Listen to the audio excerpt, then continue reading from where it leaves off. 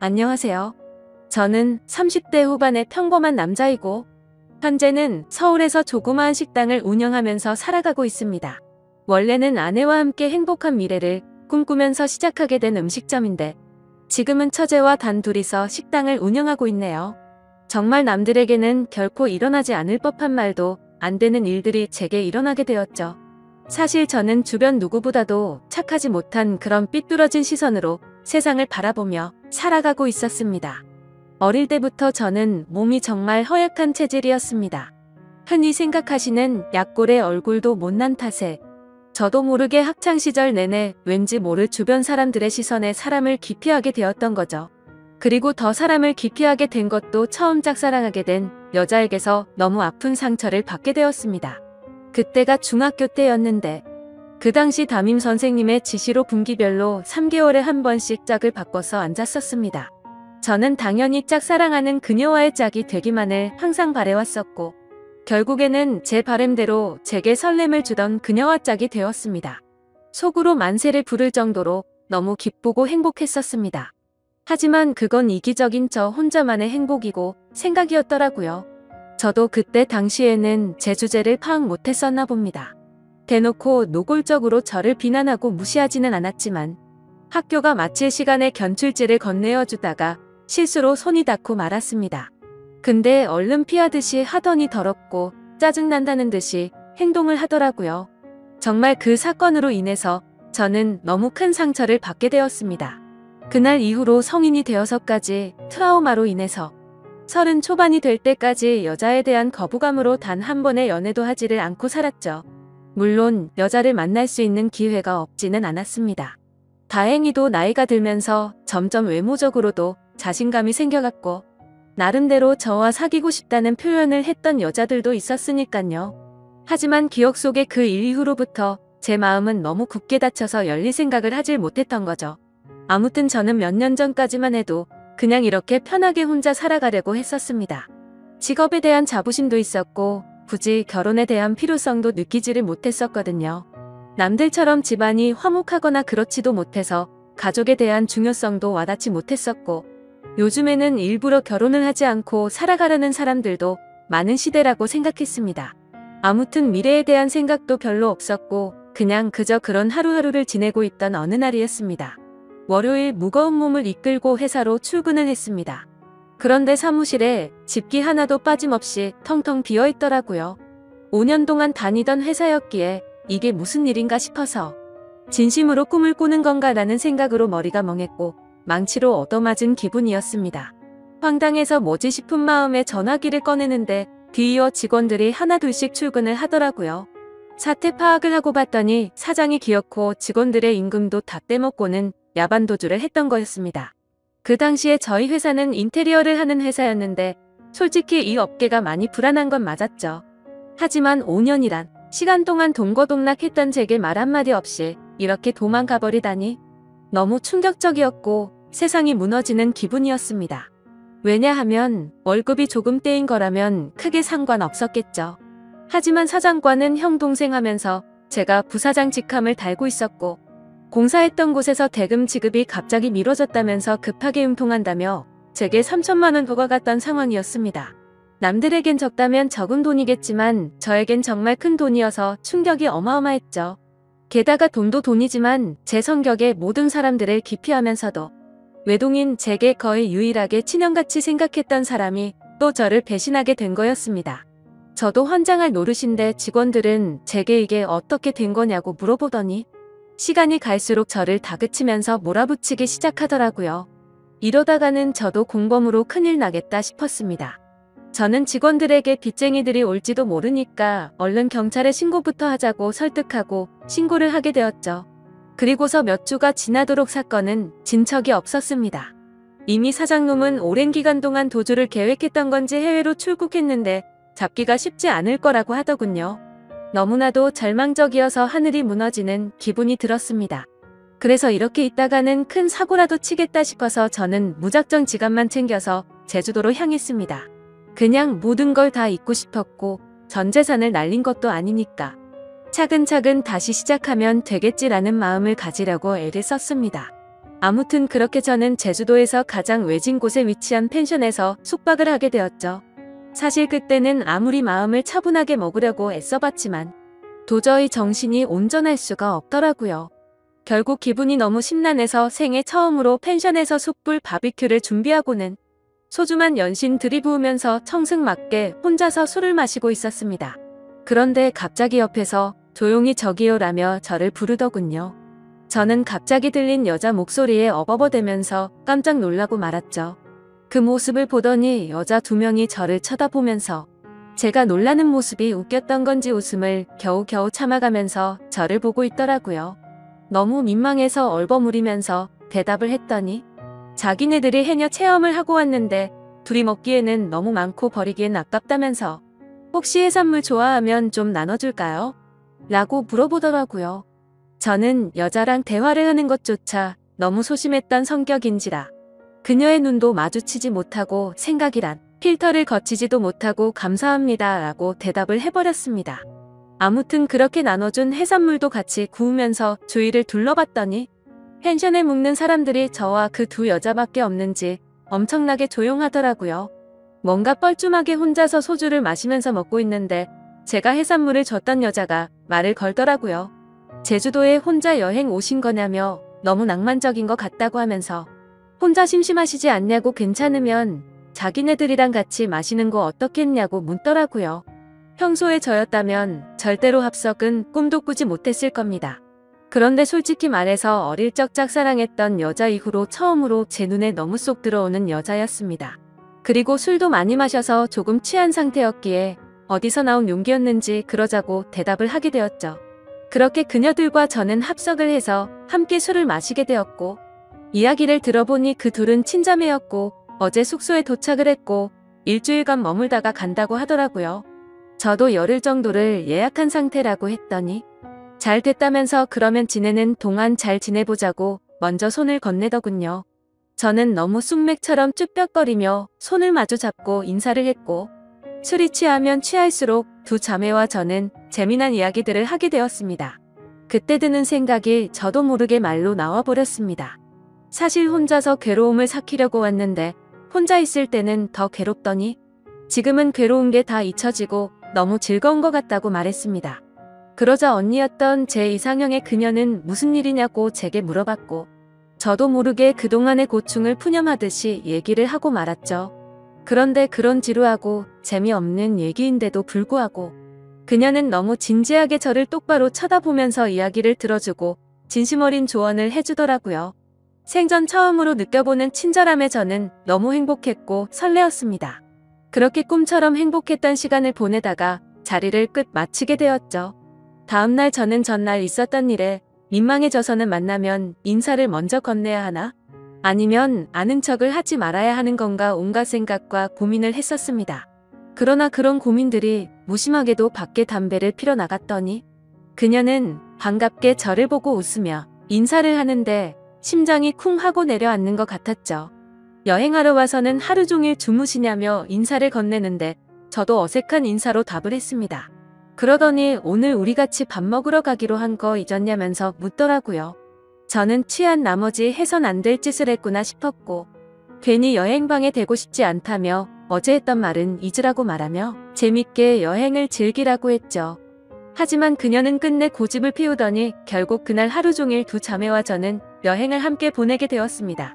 그러다 보니 자연스럽게 그녀들과 저는 같이 붙어 다니며 매일같이 여행을 함께 즐기게 되었고 정말 꿈만 같던 시간은 너무 순식간에 지나가 버리더군요.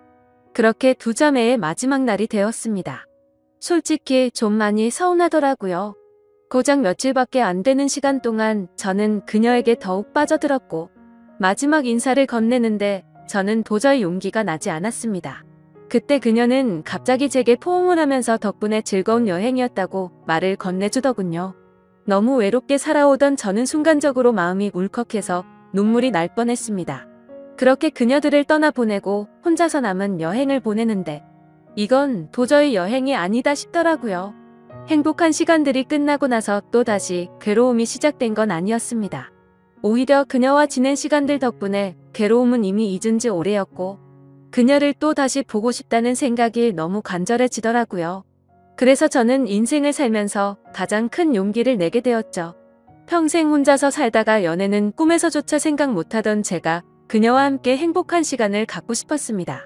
집으로 돌아온 저는 진짜 하루 종일 고민을 하다가 용기를 내서 그녀에게 전화를 걸었습니다. 어두침침한 제 성격과는 다르게 그녀는 반갑다는 듯이 밝게 전화를 받아주었습니다. 저는 조심히 잘 가셨는지 해서 연락드렸다고 하니까 그녀는 그렇지 않아도 조심히 여행 잘 마쳤는지 궁금했다고 되물어 봐주더군요. 그렇게 몇 마디를 주고받게 되었고 어차피 제가 말을 잘하는 편도 아니었기에 단도직입적으로 말했습니다. 제가 주말에 서울에 일이 있어서 가게 됐는데 시간 괜찮으면 밥이나 먹을까요? 라고 물어봤습니다. 그러자 잠깐의 고민도 없이 그녀는 그러자고 대답을 했고 약속을 잡은 뒤에 통화를 끊게 되었죠. 얼마나 긴장을 했던 건지 손이 떨리고 등에 땀이 흘러내릴 정도였습니다. 며칠 뒤에 약속 시간에 그녀와 다시금 만나게 되었고 행복한 시간은 또 다시 순식간에 흘러가더라고요. 그날은 그냥 정말 보고 싶다는 생각에 갔던 거지 고백을 하려거나 그런 마음은 전혀 없었습니다. 하지만 마지막으로 들어간 와인바에서 와인을 마시다 보니 또 헤어지는 게 너무나 슬프더군요. 저는 그녀에게 앞으로도 계속해서 보고 싶다고 말했습니다. 그러자 그녀는 다른 여자들과 달리 제 마음을 알아줬는지 더 이상은 떠보지 않았고 제 손을 잡아주더라고요. 그렇게 제 인생에서 가장 사랑하는 그녀와 저는 연인이 되었고 남들에겐 힘들다고 하던 장거리 연애가 제게는 너무나 행복한 나날이었습니다. 아무리 멀다 한들 그녀를 매주 볼 수 있다는 건 제게는 너무 과분한 일이었죠. 우리는 그렇게 행복한 연애를 3년간 이어갔고 그녀 덕분에 저는 과거와 비교하면 너무나도 정반대의 사람이 되어 있었습니다. 새로운 직장에서 사람들과 웃으면서 대화도 잘 이어갔고 성실하고 착한 그녀를 따라서 고아원의 봉사활동을 다녔는데 제 마음이 너무 평온해지는 걸 느꼈습니다. 하루하루가 너무 행복해졌고 이렇게 살아갈 수만 있다면 가정이라는 걸 꾸려서 평생을 행복하게 지내고 싶다라는 생각이 들더라고요. 저는 그렇게 달라진 제 스스로에게 결심을 하고 그녀에게 청혼을 하였습니다. 그녀는 제 청혼을 받아주었고 저희는 결국 사랑의 결실을 맺게 되어 결혼을 하게 되었죠. 그 당시에 아내는 서울에서 처제와 함께 조그만한 식당을 운영하고 있었습니다. 그래서 아내와 상의 끝에 제가 이직을 하기로 했고 결혼을 하면서 제가 서울로 올라오게 되었죠. 아내와 저는 인생에서 가장 행복한 부부처럼 그 누구도 부럽지 않게 지냈습니다. 결혼한 지 2년 동안 한 차례도 다툼이 없을 정도로 주변에서 누구나가 예쁘게 봐주었죠. 그렇게 행복한 나날들을 보내다가 제가 다니던 회사가 또다시 부도가 나면서 저는 일자리를 또 잃게 되었습니다. 그때부터는 이렇게 불안한 직업을 하는 게 맞는 건가라는 고민에 빠져들었고 막상 또 새로운 일자리를 구하려고 하니 직장 생활에 지쳐 있었죠. 그러다 힘들어 하던 중 아내와 더 오랜 시간을 붙어 있고 싶었고 그동안 모은 돈을 보태어서 새로운 식당을 여는 게 어떨까 생각이 들었습니다. 저는 인테리어 회사를 다니던 경험을 살려서 아내가 모르게 직접 발품 팔아서 새로운 식당 자리도 알아보고 양식에 어울리는 인테리어 포트폴리오를 만들어서 아내에게 말했습니다. 더 이상 내 일에 흥미를 잃어서 직장에 다니는 건 그만하고 당신과 처제를 도와서 가게를 더 크게 해보고 싶다고 하면서 설명을 해줬죠. 한참 아무 말 없이 지켜보던 아내는 제 선택을 존중해주면서 그러자고 했고 그날부터 저와 아내 그리고 처제는 새로운 식당을 열기 위해서 분주하게 준비를 했습니다. 결국 저희는 나름 작지만 예쁜 식당을 열게 되었고 기대 이상으로 식당은 장사가 잘 되었습니다. 제 선택에 있어서 정말 많이 불안했고 걱정도 많았는데 이렇게 행복해도 되나 싶었죠. 아내도 솔직히 오랫동안 해오던 가게를 옮기는 게 불안했고 무서웠는데 저 하나만을 믿고서 그 큰 결정을 바로 내려줬던 걸 알게 되었습니다. 저는 착한 아내에게 너무 고마웠고 평생을 행복하게 해줄 거란 마음을 제 가슴에 되새겼죠. 하지만 하늘이 너무 원망스럽게도 제 바램과 그 행복은 산산조각이 나게 되었습니다. 아내가 일을 하던 도중에 갑자기 쓰러지게 되었습니다. 처음에는 가게가 바쁜 탓에 과로해서 그런 거겠지 하며 아내를 안심시켰었죠. 며칠 뒤 정밀 검사를 받아본 결과가 나왔고 의사 선생님은 너무 위험한 위치에 암이 발견되었다고 말하더군요. 드라마나 영화에서나 들어봤지. 이런 일이 제 아내에게 생길 줄은 정말 상상조차 못했기에 그 자리에서 바로 눈물이 났습니다. 의사 선생님이 말을 이어갔습니다. 이런 말씀 드릴 때가 자신도 가장 마음이 아프다고 하면서요. 솔직히 말해야 할 것 같다며 아무래도 너무 위험한 수술이 될 것 같다고 하면서 아내분에게도 솔직히 말씀을 드려야 한다고 하더라고요. 그 말을 듣는데 아내를 처음 만났던 제주도에서 처음 만난 그날 밤이 떠오르고 그동안의 일들이 순식간에 주마등처럼 지나가는데 저도 모르게 애처럼 펑펑 울어버렸습니다. 아내에게 이 모든 사실을 솔직하게 털어놓는다는 게 너무나도 어려웠습니다. 하지만 저를 저보다도 잘 아는 아내는 저를 보자마자 눈치를 채더라고요. 펑펑 울어서 알아본 건지 너무 경직되어 있는 저를 알아본 건지 저는 있는 사실 그대로를 말해줬습니다. 아내는 괜찮은 척하면서 오히려 저를 위로해주면서 말을 하더라고요. 솔직히 너무 무섭고 화도 나고 슬프지만 저를 만나서 그동안 너무 행복했다며 그래도 위험하긴 하지만 끝까지 포기는 하지 않을 테니까 좌절하지 말자고 하더군요. 그 말을 듣는 순간 제가 너무 부끄러웠습니다. 정작 아픈 아내는 저렇게 용기를 내서 힘을 내려고 하는데 도저히 저부터 무너질 수가 없었습니다. 처가댁에 연락을 해서 이 사실을 말씀드렸고 장인어른과 장모님 그리고 처제는 아내에게 찾아와서 미친 듯이 펑펑 울었습니다. 그러자 아내도 그동안 참았던 눈물이 터진 건지 애처럼 펑펑 우는데 정말 가슴이 찢어졌습니다.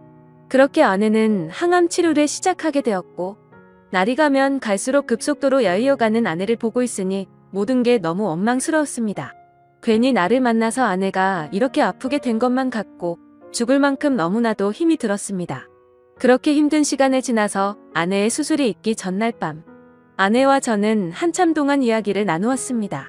그때 처음으로 알게 되었던 건 아내도 제주도에서 처음 본 그날 저에게 호기심이 생겼고 관심이 갔었다고 하더군요. 그래서 다음날 같이 밥 먹자는 약속을 한 적이 없었지만 일부러 거짓말을 해서 같이 합류해서 여행을 한 거였다고 하더라고요. 물론 제 여행을 방해하고 싶었던 건 아니었고 제가 그날 밤 혼자 있을 때 더 괴롭다고 했던 말이 밤새도록 신경이 쓰였답니다. 제 아내의 성심이 깊은 건 알았지만 그 말을 듣는 순간 눈물이 멈추지가 않더군요. 그러면서 수술이 어려운 건 우리 모두가 다 잘 알고 있는 사실이니까 지금 말을 해야겠다고 하더라고요. 혹시라도 자신이 잘못되더라도 제발 당신 탓이라고 생각하지 말고 행복했으면 좋겠다고 말했습니다. 그리고 우리가 함께 시작했던 가게도 자신에겐 너무 행복한 추억이 가득한 곳이니 슬픈 감정보다도 행복한 추억을 떠올리면서 계속 지켜달라고 했죠. 그렇게 밤새도록 저희는 끊임없이 많은 대화들을 나누었고 결국에 제가 인생에서 가장 사랑하던 제 아내는 이 세상을 떠나고 말았습니다. 아내를 떠나보내고 하루하루가 너무 괴롭고 인생이 무너진 듯 슬펐습니다. 솔직히 돈 몇천만 원 사기당했던 건 정말 세 발의 피조차도 안 될 정도의 괴로움이었습니다. 정신 나간 사람처럼 죽을 만큼 술을 마셔대기도 해봤지만 다 소용없었습니다. 시간이 지나면 이 아픔이 줄어들 수 있을까 싶은 생각만 가득했습니다. 그렇게 집에서 틀어박혀서 지낸 지 몇 주가 지났을 무렵이었습니다. 항상 조용하고 내성적이던 처제가 집에 들어와서는 마치 다른 사람처럼 온갖 잔소리를 늘어놓기 시작하더라고요. 언니가 지금 이 꼴을 보려고 그렇게 떠나간 줄 아냐면서 화를 내더군요. 형부 혼자서만 힘든 줄 착각하지 말라며 주변 사람들 생각해서 제발 그만하라면서 화를 내다가 울더라고요. 정말 예전이나 지금이나 너무 이기적인 나쁜 놈이었습니다. 저뿐만 아니라 모두가 다 힘들어도 꿋꿋이 버텨내고 있다라는 생각이 들더군요. 울고 있는 처제에게 다가가서 저도 같이 울면서 미안하다고만 되뇌었죠. 그러다 처제와 함께 밖으로 나가서 같이 술을 한잔하면서 이야기를 나누었습니다. 가게는 이렇게 계속 문을 닫아둘 거냐고 물어보더라고요. 솔직히 아내 생각에 미쳐버릴 것 같아서 가게 근처도 갈 수가 없었습니다. 하지만 그건 너무 비겁한 짓이란 것 정도는 알았죠. 그런 생각을 하던 찰나의 처제도 저와 같은 생각을 말하더군요. 언니 생각에 자신도 가게 근처도 못 가겠다며. 근데 언니가 제게 했던 말을 처제에게도 똑같이 했더라고요. 마지막으로 부탁한다면서 좋았던 추억 가득한 가게를 계속했으면 좋겠다고 했답니다. 사실 아내가 왜 그렇게 가게에 집착하는지는 저도 잘 알고 있었습니다. 아내는 저와 제 처제를 생각해서의 마음도 당연히 있었지만 너무 착한 심성에 그동안 어려운 아이들에게 무료 급식을 주던 걸 멈추지 않기를 바랬던 거였죠. 세상에 어떻게 이런 착한 여자가 또 있을까요? 사실 이런 마음을 갖고 있는 것도 가게를 가게 된 날 알게 되었습니다.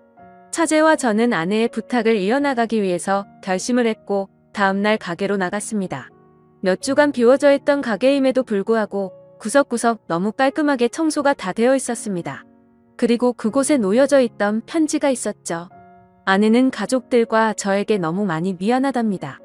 제게는 평생 행복하게 함께 지내면서 흰머리 나는 것도 보고 싶었고 우리에게 아이도 낳아서 행복한 미래를 꿈꿨는데 너무 마음이 아프다네요. 그러면서 자신을 대신해서 아이들에게 도움을 주면서 평온함을 느껴줬으면 좋겠답니다. 스스로 자책하지 말고 세상에 주어진 걸 감사하게 느끼면서 주변 사람들에게 사랑을 베풀다 보면 우리는 또 다시 금방 만나서 행복하게 지낼 거라고 하네요. 처제와 저는 그 편지를 읽고 또 한바탕 울어버리고 말았습니다. 그날 저와 처제는 그동안 상한 음식들을 모두 정리하고 밤새도록 정리를 했습니다. 아내의 바램대로 다시 장사를 하기 위해서 준비들도 하였고 장사를 시작하고서 정신없는 나날들을 보냈던 것 같네요. 처제는 언니 대신해서 잔소리 할 거라며 전처럼 느긋하게 할 생각 말고 제대로 도와달라며 선전포고까지 하더군요. 그러면서 꿀 단지가 뻑뻑해서 모자는 저를 핀잔 주더니 숟가락으로 치더니 순식간에 열더라고요. 이제는 예전보다 조금은 더 편해진 처제와 열심히 하루하루를 보내고 있네요. 이 글을 쓰면서도 제 인생에서 제일 행복함을 느끼게 해준 제 아내가 너무 그립고 보고 싶습니다. 아마도 이 마음은 제가 아내를 찾아 갈 때까지 영원하겠죠. 긴 사연 읽어주셔서 감사드립니다.